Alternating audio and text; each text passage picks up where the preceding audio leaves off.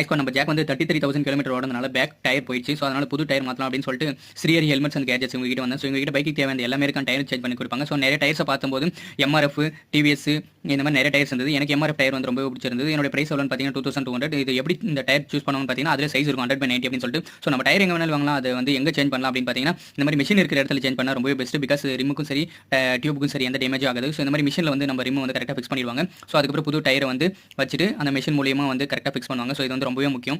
மேனுவலாக பண்ணோம்னா நிறைய இடத்துல ஹேர் கேப் வந்துடும். இங்கே பாருங்க ஃபர்ஸ்ட் லேயர் வந்து ஃபிக்ஸ் பண்ணிட்டாங்க மிஷினில். ஸோ செகண்ட் லேயர் வந்து சூப்பராக ஃபிக்ஸ் பண்ணிட்டாங்க. இப்படி பண்ணும்போது வந்து நம்மளுக்கு ரிமுக்கும் எந்த டேமேஜும் வராது, டயருக்கும் எந்த டேமேஜும் வராது.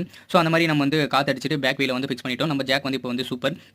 ஸோ எதனால் இவ்வளோ சீக்கிரம் டயர் போச்சுன்னு பார்த்தீங்கன்னா நம்ம நிறைய ரைட்ஸ் பண்ணிட்டோம். பைக் வாங்கி 30 months வந்து 33,000 கிலோமீட்டர்னா ஆச்சரியப்பட வேண்டிய விஷயம். அதனாலே வந்து டயர் போயிடுச்சு. ஸோ நம்ம வந்து டியூப்லெஸ் டயரில் பஞ்சர் போட்டால் எப்படி இருக்குன்னு பாருங்க. ஸோ இந்த லெவலுக்கு தான் இருக்கும். கிட்டத்தட்ட பைக் வாங்கி 15 பஞ்சர்ஸ் போட்டோம். ஸோ அதனாலே வந்து டயர் போயிடுச்சு. ஜாக் வந்து இப்போ வந்து சூப்பர் புது டயர் மாற்றதுனால. ஸோ இதே மாதிரி நிறைய சேனல் சப்ஸ்கிரைப் பண்ணாங்க, சப்ஸ்கிரைப் பண்ணிட்டு மறக்காம